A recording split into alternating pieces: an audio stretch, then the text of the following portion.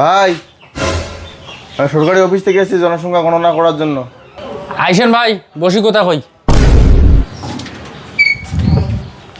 ভাই, বসেন।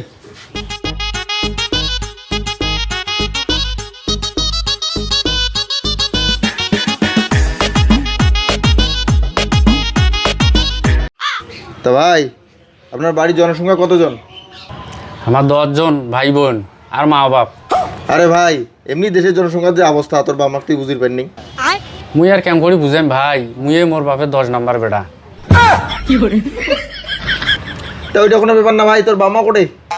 ভাই, আব্বা হাসপাতালত গেছে, মা ভর্তি আছে। কি হয়েছে তোর মায়ের? আরে ভাই, আমার একটা ছোট ভাই আবার হবে, তো ওই জন্য মা মেডিকেলে আছে।